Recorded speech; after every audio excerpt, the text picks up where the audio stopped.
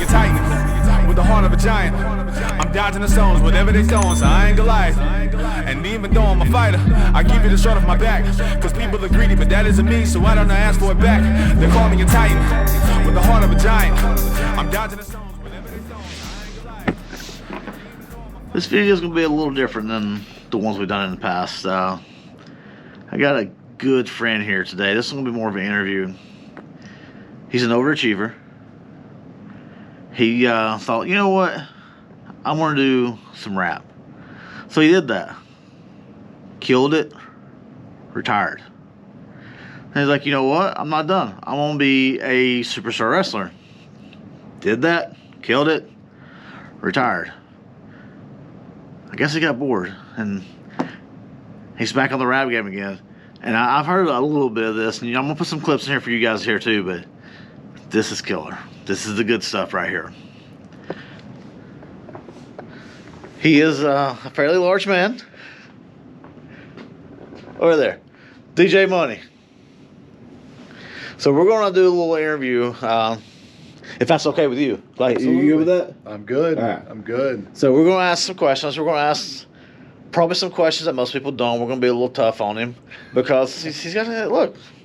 He's going to have to answer it. And we're actually propped up in Trunk of Man. We're closed here in Dalton. We close everything down.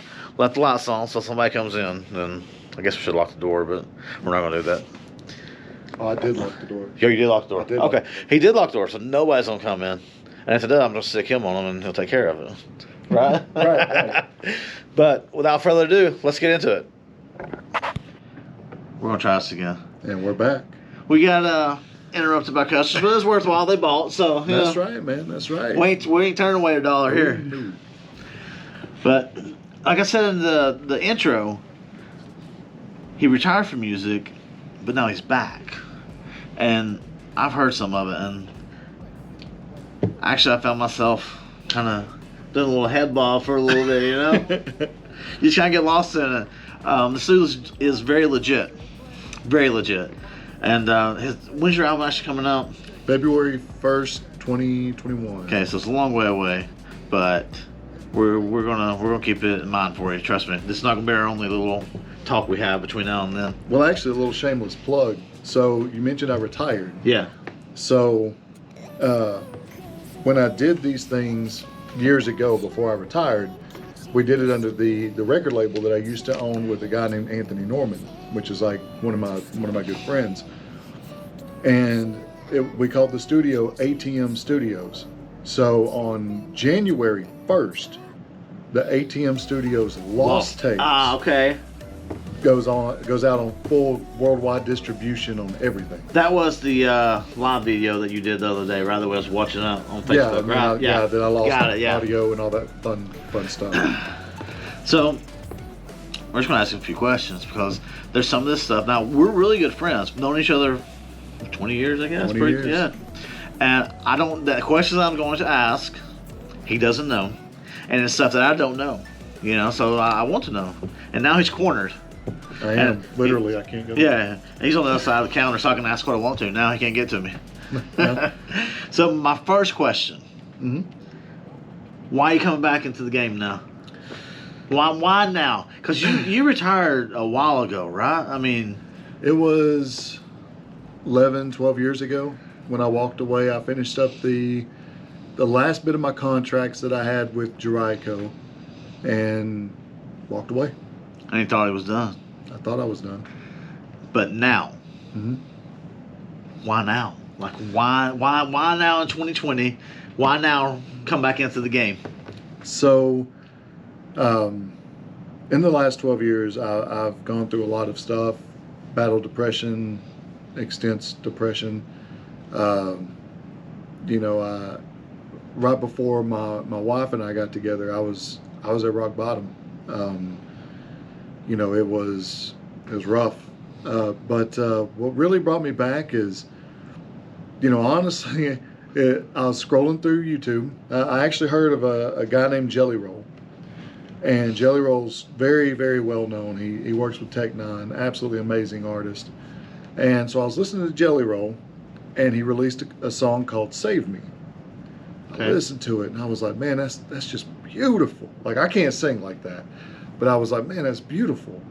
And so I was on YouTube, and I for whatever reason typed in Jelly Roll instrumentals, and so the instrumental by Big Mike, which is The Bottom of the Bottle, came up, and I was listening to it, and I was like, I think I could write something of this, considering what I've been through. And you thought that the first time you heard that beat? The first time I heard the beat, and I was like, oh man. Okay. So I went and I wrote a 32 bar verse, which is the equivalent of basically 2 verses together. And I was like, oh man, I'm gonna kill this. I'm gonna kill it. You know, I just told this amazing story. And so I hit up my buddy Doughman, which is the executive producer of this project, this album. And I sent it to him along with the beat, and I was like, man, I'm about to kill this. And he's like, no, you're not. I'm like, what? And he's like, you're saying too much. It's too much. And I was like, no, man, no, like I'm telling you. And he's like, try to spit it. I couldn't do it. You know, even trying to go twist a fast, it just wasn't going to happen. Because you wrote it, I mean, it's all poured out of your heart, though, right? Like, right. It was just everything that you thought, you made it into a song. Right. You wrote it down, but it didn't match the beat. It matched the beat, but it was too much for the beat. Got it, okay. So he was like, you're going to have to condense this. And I'm like, how do you condense this? Like, you can't condense this.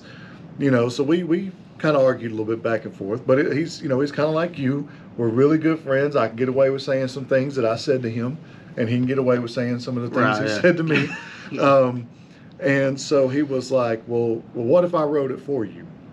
Like, take everything that you wrote and I condense it, and that way it fits in that first verse. So he didn't really write it for you. He just took what you already wrote and put it together to where it would fit the first verse, basically, right? Correct. Okay.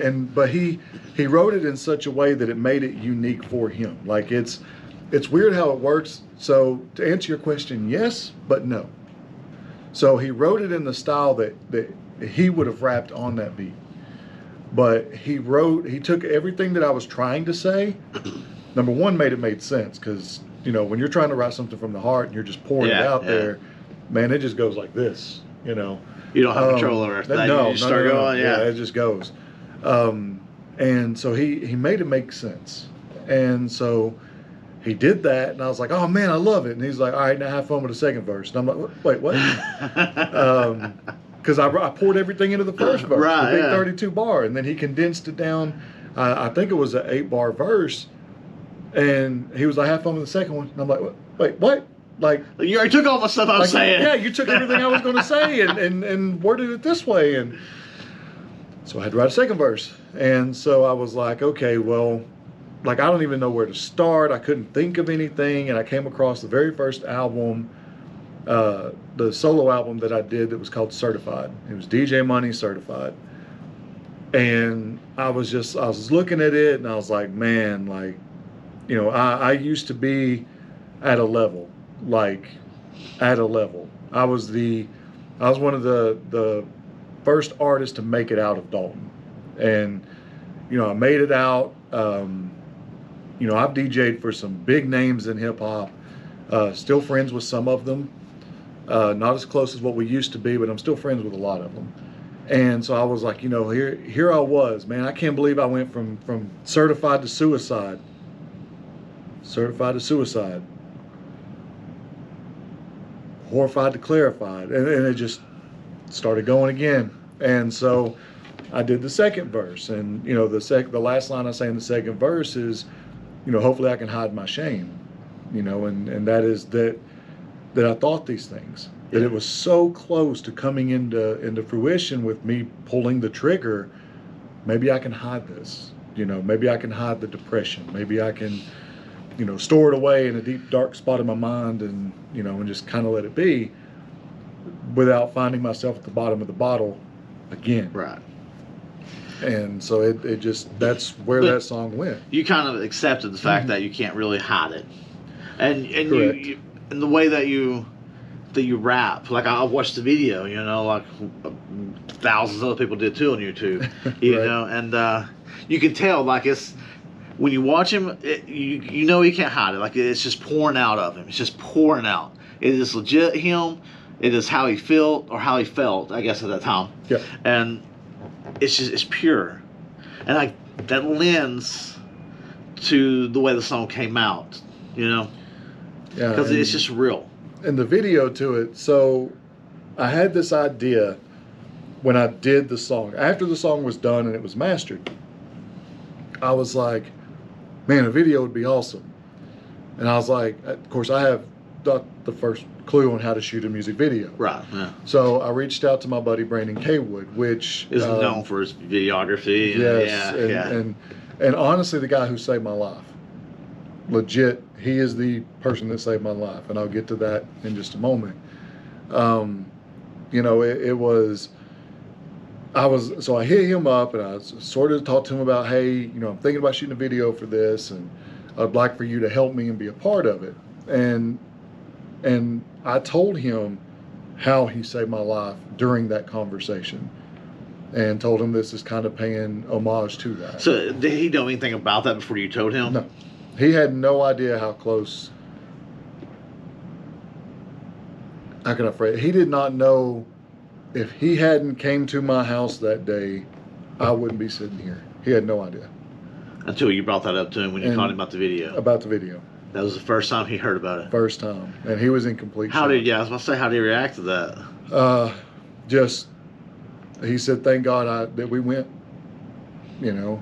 No, it wasn't a planned visit during that time. It was like he wasn't supposed to be coming over there, and you got, I mean. No, I'd lost my job. I was behind on bills.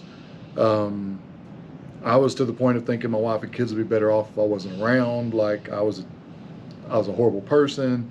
You know, all these negative thoughts that were just eating at me like a demon in my head, just constantly nagging, you know. And so I had the gun, I had the bullets, and my phone rang. And I was like, you know, who is calling me, you know? Like, of all times, you know, right? Right, yeah. And so I looked down, I saw it's Brandon, and, you know, and I was like, he never calls me. So I picked up the phone. I'm like, hello? Probably a little torn if you needed to pick up the phone or not during that time, too, yeah. And I mean, I probably picked it up right before we went to voicemail. And he was like, hey, are you home? I was like, yeah. And he had just had his first baby boy, Atreyu. He had just had him, and I went to go see him at the hospital, but I couldn't go in the room because she was feeding him. Right. So I didn't get to hold him. And you know, Brandon and I have always had that real good respect. I mean, we think the world of each other. I love that man to death. He's got a beautiful little family, and so he was like, well, I'm like right down the road. I'm about to pull in your driveway. So I just wanted to make sure you were home.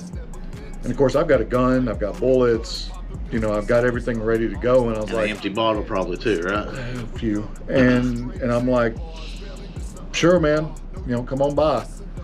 And so he came by, and you know, he came in, gave me a hug. His wife gave me a hug. I held his little boy, and I was just like, man, what am I doing to my family? Yeah. Like, I can't go through with this, you know. I mean, here I am, you know. He's got this newborn, and I could see myself in the same situation where, you know, I've got my 3 kids and my beautiful wife, and I'm just like, what am I doing, man? So I put everything back up and just had an epiphany of I can't do this to them. Now, how tough is it now? Looking back, thinking about it, and now you're expressing, you're talking about it now, you're open about it all. I mean, that had to be a tough road to travel just to get to the part where you're actually comfortable with talking to people about it. Oh, I didn't say nothing, like, at all. Like, I didn't say anything to Stephanie about that day. I didn't say any, obviously, to my kids.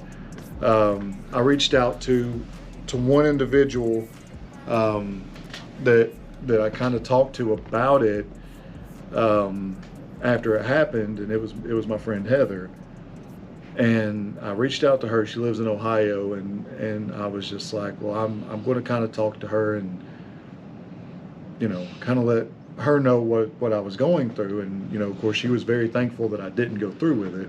But now, I mean, basically everybody knows, though, right? Because you wrote a song about it, and like I said, I mean, you're very open about it now, and that just to be able to talk about it now, I think it shows the growth. Mm-hmm. You know, just you accepted it, you beat it, and you moved on, and now, not that you're looking for pity for what you went through, but no, just kind of try to help other people about going through it. Yeah, that's it. I know who you are. I know how you are.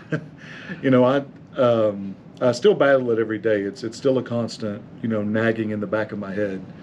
But if I figured if, you know, when I did this video and you know, Brandon was involved in the video, by the way, and helped shooting it and helped kind of getting some of the ideas that I had here visually out there.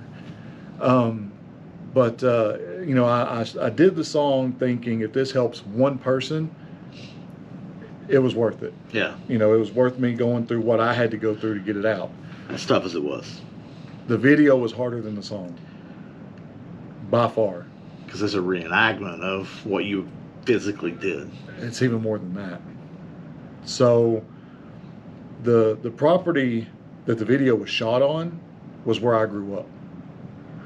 It was the farmhouse that my grandmother... I didn't know that. Yep. I'm learning new things now. So I grew up in 2 different houses. I spent all my weekends and summers at that property that you see in the video, and then during the week I lived with my other grandmother and grandfather that lived up in the Beaverdale area. And so I grew up on that farm. I mean, we fed the cows, dude. I mean, it was, you'd never know it talking to me, but I was that dude, you know. But I grew up on that farm. Every weekend I spent up there with my uncle, who is the guy who knocks on the door and gives me the big hug. Okay, so that wasn't Brandon in the video. No, that was my legit uncle. Got it. We grew up together. He's only like 3 or 4 years older than I am. Yeah. And so that was the first time I had been on that property since my grandmother had passed away earlier this year. And that spiraled me right back down to the bottom of the bottle. I understand that. She and I were extremely close, just like my grandfather and I were extremely close that passed away a few years ago. Those two helped make me the man that I am. I mean, everything that you see, even my personality is them. That's who we have to blame for it now? Yeah, that's who we blame. And it's mainly my grandmother for the non-filter, you know, FU type of attitude. That was my grandmother. When you're the size of a truck, you can talk how you want to, can't you? Well, my grandmother thought she was the size of a truck. She probably put you on your butt, couldn't she? Yes, she could. And my mom could, man. My mom's like 5 foot even. And I remember I got smart with her the first time, and I kid you not, she pulled out a chair and was in my face in like 2 seconds. But she had to pull the chair out to do it and was just like, da, da, da. And I'm like, all right, mama, you know. But but that's the first time I've been on that property since her passing. Yeah. You know, and so then everything just come flooding back. And the house that we shot it in was that house. So not only was it the property, but it was the childhood home. I had no idea this. The you know the part in the video where the pictures are spread across the floor? That was her bedroom.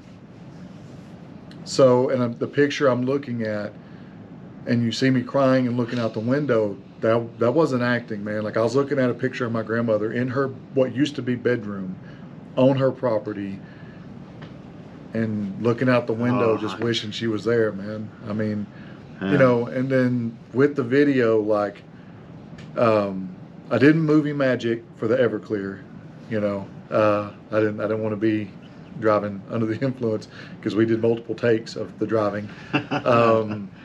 But the threw some water in the bottle. I did. But man, it was great to get it out, what I wanted to get out, and Brandon did an amazing job. But I will tell you and I haven't asked him, but I will tell you, he'll probably tell you that was the hardest shoot he's ever had to do. And the reason I say that is because that was a real gun, that's real ammo.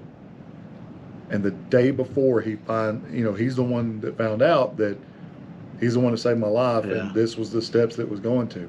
He filmed that. Oh. So between every take, I had to clear the gun on multiple takes, and he would have to like get it, inspect it, and everything. Like, yeah, even before I put it to my head, we would have to cut, Now, and he would clear it, and then go to it. Was the depression side of it? We won't have to harp on this much longer, but is this something you were fine with 20 years ago when we met on some level? No. You know, I was just, even when we met, so there was still a side of me that you didn't know. So you didn't know back then I was doing the music stuff. No, I actually didn't find that out until probably 2 or 3 years after we met. Because it ain't something you wasn't braggadocious about it at all. You didn't know. But I will say, we drank our fair share of beer together. Yes, we did. yes, we did. Lots and lots of beer. We did. We were thirsty. But, oh yeah. But that's why I was asking, because I didn't, even back then, you know, I didn't know if you were maybe fighting a little with that back then or not. And because it wasn't showing if it was. So. No. And then, you know, I'm not going to say we went apart, but we didn't hang out like we did at one point, you know. Yeah, I mean, we'd hit each other up on like Facebook. I mean, then like we forgot about each other, but our lives just went 2 separate ways, basically. And, you know, but like even back then, like I said, I did the music thing. So on Fridays, Saturdays, and sometimes Thursdays, but mainly like Fridays and Saturdays, I was in a club DJing. You know, even when I knew you and as close as what we were. Yeah, I had no idea that you were still doing it. I really did. I was doing that, and then after we got off work, some of the days that we didn't throw down our fair share of beer, I was heading to Rome, Georgia. Don't be giving our secrets, man. You know, I was going to the studio and recording people. Now I got one question, and it was probably best to say for the last question, but I'm asking now before I forget. Okay. I've heard your old stuff. Mm-hmm. I've heard the new stuff. Not that the old stuff was bad, but the new stuff it's another level. Like, as people mature, they get better in everything that they're doing, and his industry just happens to be music. And it's gotten better. And that's no disrespect to your early stuff. You know, just this stuff is just, you know, you've gotten better. Even your flow is a little different. And are we going to hear the laugh? No. That was my question. The trademark laugh, the DJ Money laugh, will not make its place onto this. Really? Really. All right, well, we're done. Now, I know that there's one person individual, you know, personally, I know there's one person other than you that is very upset with that. His name is Felix. I don't know Felix. He don't even say my name anymore. My wife and I have ran into him at Walmart, and the way he hollers at me is my laugh. Like, he mocks my laugh, and I just stop dead in my tracks and go, well, there's Felix. Well, you know who that is. Yeah, you know, where's he at? Where's he at, you know? And he always he tries to be sneaky and creep up on me, but, you know, he's about as tall as I am, so it's hard for us to, you know, kind of squat down behind stuff and sneak up on somebody. No. You know. I could hide behind Shannon and nobody ever see me. Oh, I just gave you her real name. No, it's fine. We're old school together, so. Yeah. But, no, man, it's this stuff here, like, the stuff I used to do, I was young and dumb. Like, there was only a few songs here and there that I did that I felt were not necessarily hits, but really me. Like, really me coming out and telling a story.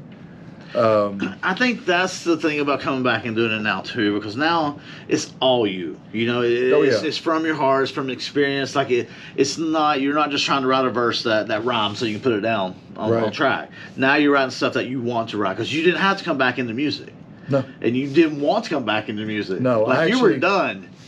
And with that, I made a promise to my grandfather, the one I lost, that I wouldn't go back into music, which is another reason why I retired. I never went back, you know.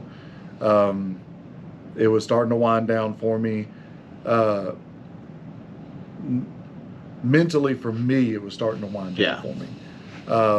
Now, as far as the way it was for everybody else, you know, when I was wrapping up Jericho's album, everybody was like, man, it's the best stuff you've ever done. And mentally, I'm going, man, I'm just done. Like, I need a break, you know? But it is what it is. This here, the few people that have heard it, you know, yourself, my twin, of course, Doe Man, the guy that produced it. I about gave away his real name, which he got onto me for. Sorry, dude. You know, and my buddy TJ, my tattoo artist. Everybody that's heard either snippets or the entire album, they don't even want to listen to my old stuff anymore. Like TJ himself, like TJ was like, your other stuff is trash now. Like, I don't even want to listen to it. I don't even want it in my CD player. Yeah, I want this album.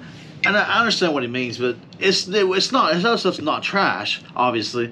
But you've grown as an artist, and you're expressing differently now. And I get it. Like I said, the new stuff better than the old stuff. Yeah. But if it wasn't, then why would you even come back and do it? You know, if you couldn't be better than what you were at one point, then why even come back and bother with it again? Yeah. Exactly. And you know, it's funny that I did Bottom of the Bottle, and again, it was supposed to be a one-off. Like, I had no intentions, nothing on. Wait. Bottom of the Bottle was supposed to be one single. You dipping your toe back in, and you're out again. So you weren't supposed to do a whole nother album? No. It was supposed to be. I didn't know that either. Apparently, we're not that close. It was supposed to be Bottom of the Bottle, and I'm out at 5,000. You know, that's the way it was supposed to be. That's why the video came out for it. It was like, okay, this is this. At the end of the video is the suicide awareness number. If I save one life, I've done my job. Peace, I'm out.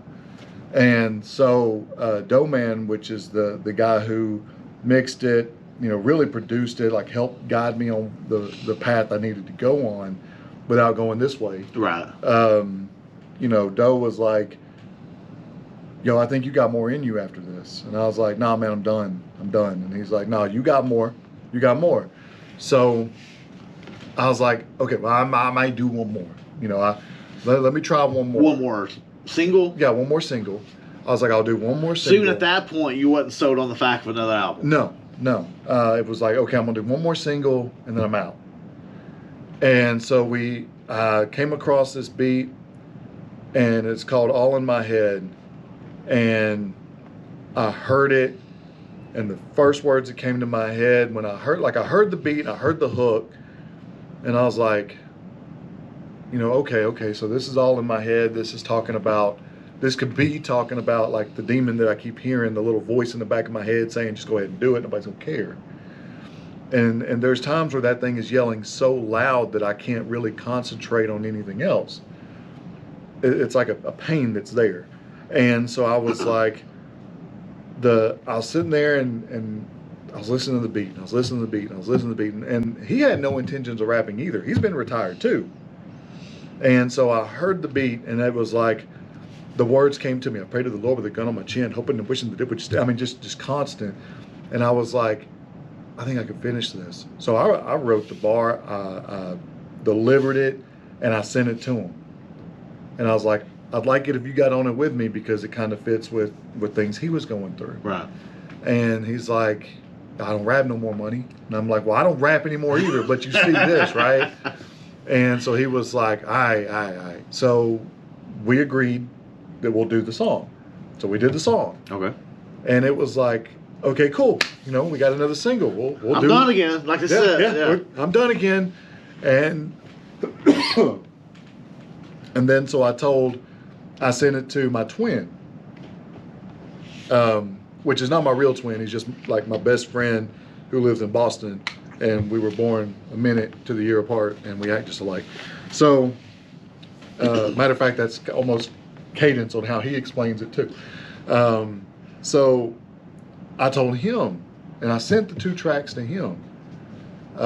He saw the video before the video was released, just like you. And he was like, tell me you're doing a whole nother project. And I'm like, nah. And he's like, oh, yeah, you are. I'm gonna send you a beat. I'm like, no, I'm not doing anything else. So then I did the one with Doe Man, and I sent that to him, and he's like, okay.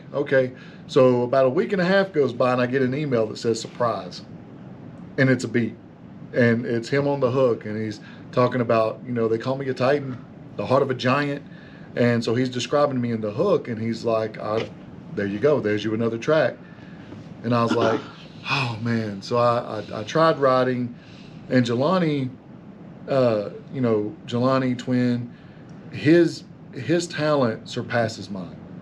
This man is more talented than I will ever be on a mic or ever be on a keyboard.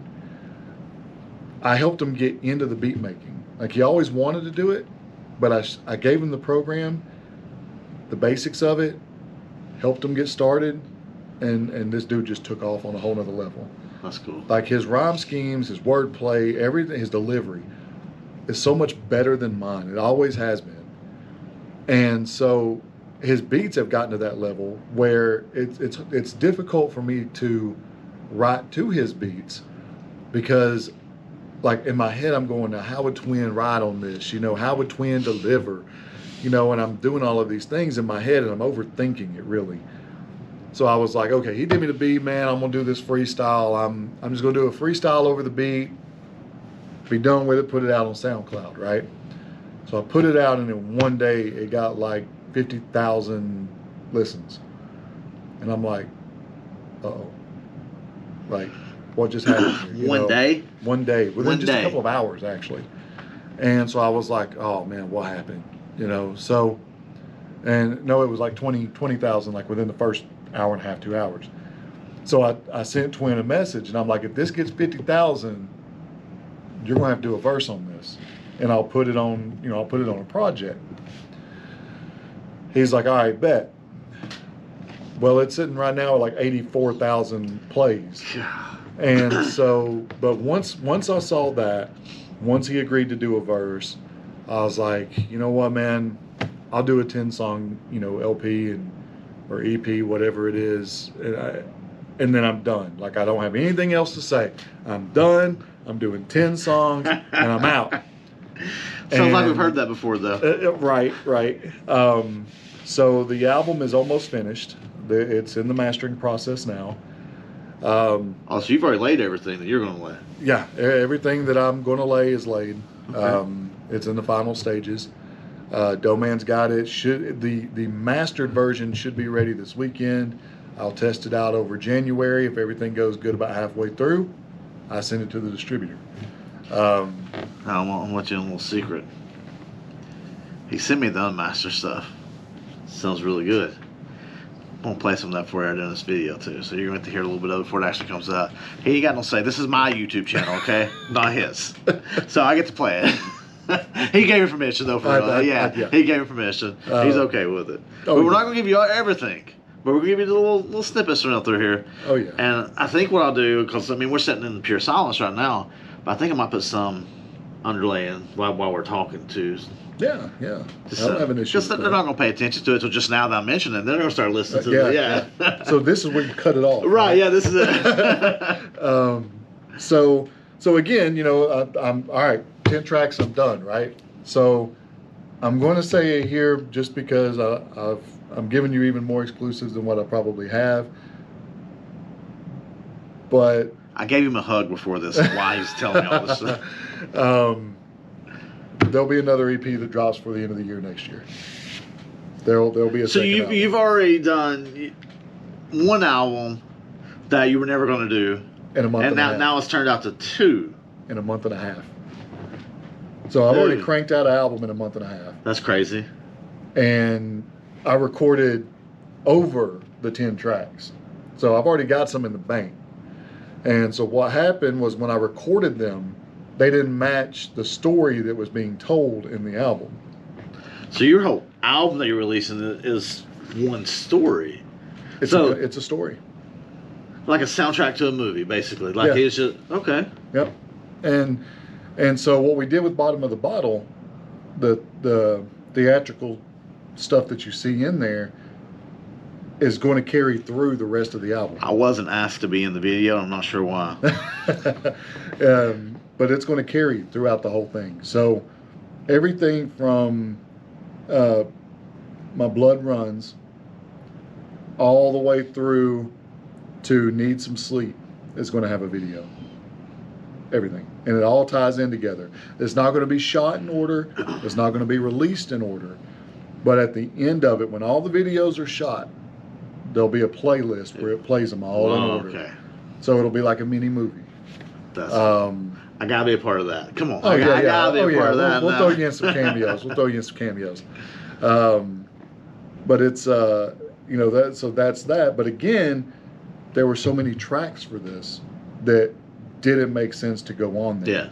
I've got one that's going to be released with D-Rod, which is another. He's one of the few guys who have made it out of Dalton and went big.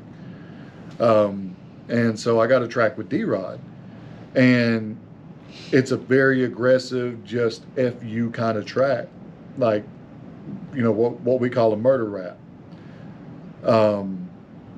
And so I'm killing that beat. D-Rod's killing that beat, but it didn't fit the vibe of this one. So you're going to see the depression side here. You're going to see the anger side next. God, I can imagine you being angry now. It's I wouldn't want to deal with that. It's not pleasant. But we're boys though, so right. You got nothing to worry about. No. Again, there's things he can say to me that not everybody could, and the same thing. It works both ways. So it's but the anger side of it will be done, and the lead off to that one, the lead off to that album, will be the track with D-Rod. Retired, come back for a one-off single. Yep. Then you're like, oh no, I'll do one more single. Then we turn into a full project, a full album. Yeah, full and project. now you're another album even after that. Yep. I don't think he's retired. I don't think no. After this second. You can't even say that anymore. No, I can't. I'm not allowed. Well, I mean, it's just like the wrestling thing. Like, I was supposed to retire this year from wrestling. Where, in wrestling, I was known as Titan, which is the bar soap that's over here on the thing. We did name one, we named one after him because it's the bar soap that we have more essential oils than we do anything else, more different types of essential oils, and it's just, we needed a big name for it, so he allowed us to name it after him. And I appreciate that, by the way. And shameless plug for me, his beer, Drunken Man, by the way. Yep. Except for the gray. The gray is... I didn't do the gray. Gray is stress. That's where the bottle came from. all that stress. So this year was supposed to be my last match in pro wrestling. But with COVID, kind of put a halt on it. Now you kind of slowed down on wrestling stuff lately, though. Anyway, hadn't you? I mean, I did. You kind of, I mean, I slowed down a lot, and it wasn't by design. So my tag partner and I, last August, we went to St. Peters, Missouri for the Spectrum Slam, which was part of the charity that I'm the vice president of operations for, which is the Fighting for Autism. Fighting for Autism. So, I've obviously got a pretty full plate with everything that I do. Not only with the Fighting for Autism, but the pro wrestling and my family and my job and then, everything else. No, he's a rapper again. And so, but my goal was, okay, well, we're going to have a match. I had everything in my head again, the theatrics, had everything laid out in my head on how we're going to do my last match. And then the pandemic hit, this global bastard, and just shut it down. And I'm like, man. That sucks. So now we're going to have to do it in 2021. But it'll be my official last match. It'll be the last one that I'm in, the last one I'm taking any bumps in. Because, man, that ring, what these guys do in the ring, everybody's, it's fake, it's fake. Number one, you can't fake gravity. When you land on concrete, you're on concrete. You're landing on concrete, yeah. When you're jumping off that top rope, landing into that ring, you're landing in the top rope. And there ain't nothing but plywood and about that much padding, man. That's it. and underneath the plywood is 2x4s. Whew. So I mean, you're hitting, well, sometimes 2x6s, depending on how stiff the ring is. But what we do in that ring ain't no joke. It is not for everybody. Everybody thinks it is. Everybody thinks that it's fake and this and that. The outcomes, you know, those things can be predetermined, can be predetermined, but not always. But not always. You know, sometimes things go wrong. Yeah. Sometimes injuries happen during the match. Exactly. And you know, sometimes the guy hits you a little bit too hard and you lay him out, and then you're like, oops, I think he was supposed to win. Oh, I'm winning now, you know, let me hook the leg. But you know, that's a brotherhood within itself that is unlike, you know, the hip hop game. Yeah. Like rap is very cutthroat. You're not going to work with another rapper without getting paid something. It's not so much about the music or the story or what's being said as much as it is the money. In wrestling, I have worked with, if you would have told 10-year-old me or younger, when you grow up, not only are you going to meet Glacier, but you're going to be good friends with him. They're going to have his cell phone number. You're going to tag team with this guy for your birthday. Glacier from WCW? Yes. I would have told you he was a damn liar. Like, straight up. And I wouldn't even care if my grandmother washed my mouth out with soap. That's what I'd tell you. But it's happened. I can call him right now, and we could bring him on this. Like, we're good friends. Right. Ray, which is his real name, Ray is an amazing human being. He's actually one of the ambassadors for Fighting for Autism now. I know that. We made him official ambassador in St. Peters, Missouri last year. You know, rest his soul, Animal from Legion of Doom. Yeah. If you would have told 10-year-old me that I would have met him and become friends with him, I'd have told you he was a liar. I was friends with him. I met him again in St. Peters, Missouri, but we became friends. He gave me his phone number. We talked multiple occasions. We talked about even him coming down here to be a part of my what I call my birthday bash. You know, I mean, so, and Scott Hall and Kevin Nash and Arn Anderson, and you know, if you would have told 10-year-old me that you're going to meet these guys and become friends with them, I'd have never believed you. Right. But it's a brotherhood.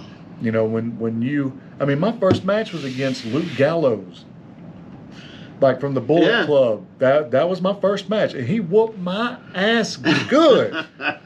I'm talking for 20 minutes, and then I beat him with a surprise roll up. Like, he tripped over me, and I beat him. You know, and it made him mad. Of course, then he really beat me up, and he knocked me out after that. But the point is I beat him, and I have a win over Luke Gallows. Ha! So, please don't come get me. Like, please don't.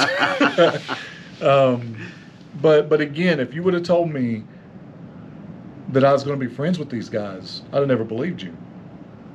And I'm friends with Gallows. Like, when I released Bottom of the Bottle, he was one of the first people I sent the actual track to. Oh, that's cool. You know, and he gave me feedback on it. We've been in talks about, you know, possibly me doing some type of song or instrumental or something for his pay-per-views that he does for Talking Shop-A-Mania. You know, even the cinematic matches, like maybe doing the background noise or something. But that's just, again, because we became friends over this, you know. And I would have never met him if it wasn't for Paul Lee, you know, the nature boy, the real nature boy Paul Lee. I mean, I'd have never, again, just so many strings go into the wrestling part. But the same strings that I wove in wrestling to get the friends that I have and where I'm at was the same way that I did it when I was doing the rap game years ago. You know, it's funny that when I tell people I know people, it's not me being braggadocious or self-boosting. Or just name dropping. Or name dropping. It's just, I'm friends with that dude. Like, you know, it's cool. That's cool dude, you know? If they're an a-hole, I'll tell you they're an a-hole. But I've been friends with a lot of people, and even in the rap game before all of this, you know, and I'm going to say it now, but cut this out of the Growing video. up, I was told I'd never be anything, but only God knows. So I daily check my horoscope to see what it's like, and may have to change my wardrobe. Good thing I'm not on tour, though. Oh, what a threat that would pose. Down the walls, Jericho, giving my alcoholic gusto. Come before you best lay low, cause the devil horns and a halo. Like hellos, they know they softer than jello. Old friends I'd outgrow, so me they can't outflow. They stayed behind, so I call them my shadow. You're supposed to be my People. Sorry you couldn't hear that. And Shawty Low was one of the big people that kind of helped me, you know. My status as a DJ, if it wasn't for like the connections I made, like DJ Brad, DJ Jelly, DJ Scream, coming up through the ranks like I did, man, there's no way I would have enjoyed the life that I had when I was doing this, you know. I've met everybody from Young Jeezy to Ludacris to T.I. to, you know, all these guys. Now, have I DJ'd for those guys? No, but I've met them. Yeah. You know? Yeah, I get that, yeah. But I have DJ'd for Goody Mob. I've DJ'd for D4L multiple occasions, Young Buck on occasions. I mean, hell, Shawty Low used to book me just to break in new artists, you know.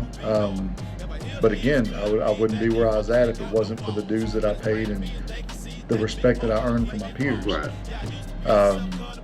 I'm still friends with Brad. I haven't seen Jelly in probably 15 years. I haven't seen Scream in that long. You know, I mean, it's just crazy to know where I was in rap, you know, and then it's like, okay, well, I'm gonna give that up, and then boom, here we are with the rest of it. All right, I won't give it up. You know, I'm never going to be in like WWE or AEW or TNA or Because you don't want to be. Well, I'm just not that good. You know, there's better. My tag team partner is better than me. But again, it goes, you know, same thing with Twin. Like, you know, Twin, when you hear his music, like, it's beautiful. Like, he could be sitting there clowning a dude, like, you know, doing a murder track. But the way he delivers, everything is just beautiful. Like, this dude could be signed. If the right person heard him, then it'd snatch him up in a heartbeat. I have no desire to be snatched up. I am completely happy coming home to my kids and my wife every night. Dude, nobody understands that better than I do, trust me. I've done the touring. I've done that. I have no desire to go back to that whatsoever. There, you know, it was mind-numbing. But to put down what I put down and have Doe Man be the executive producer of this album was difficult because I'm a control freak.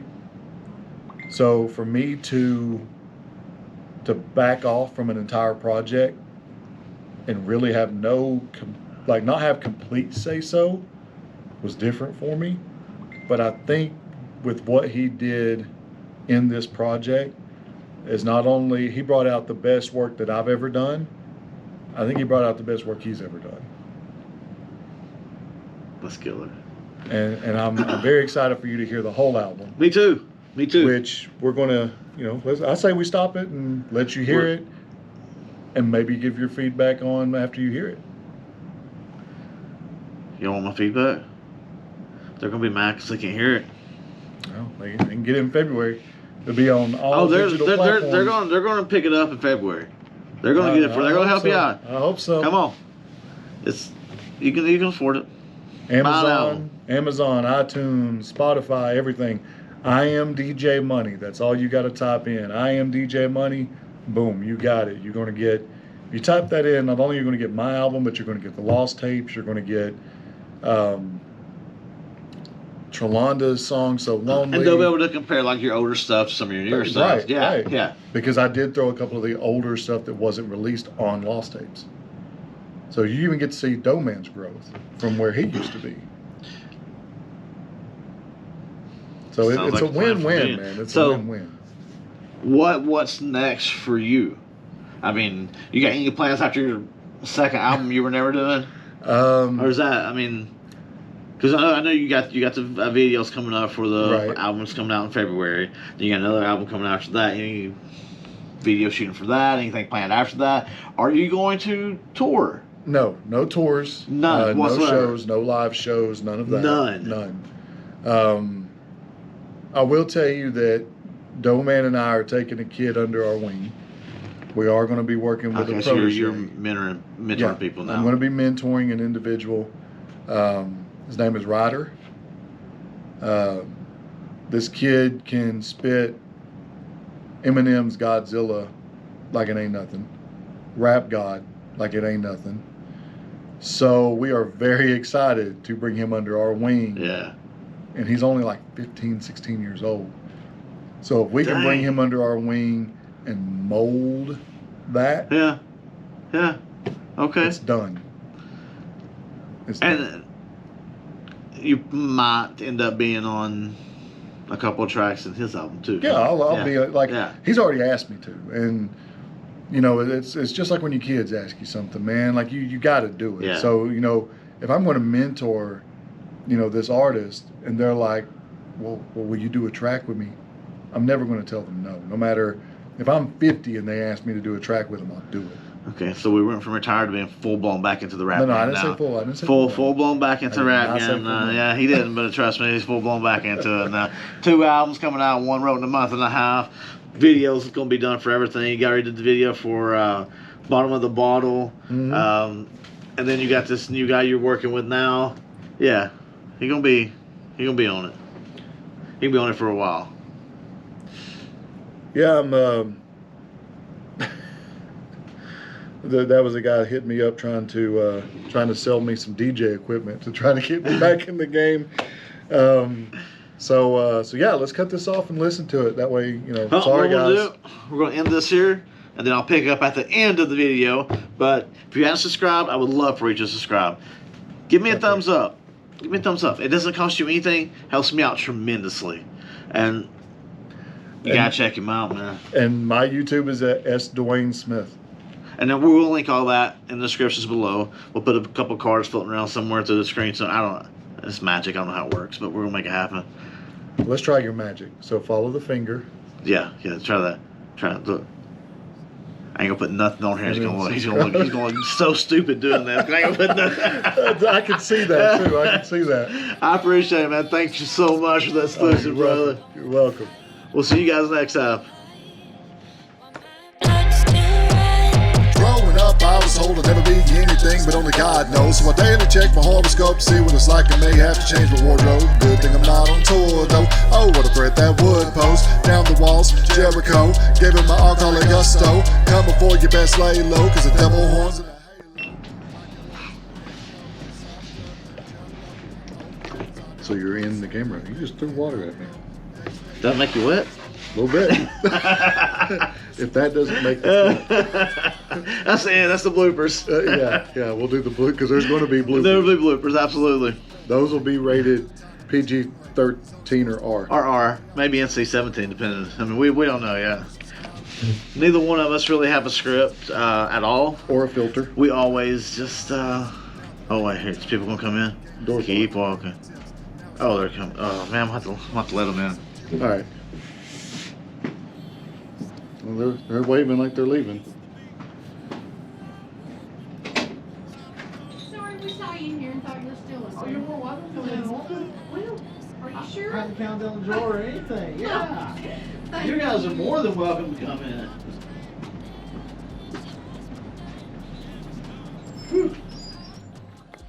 Let me talk to him for a minute. If I see the E one facing that bitch, I'ma make that motherfucker roll. If I speak the E on land, my life.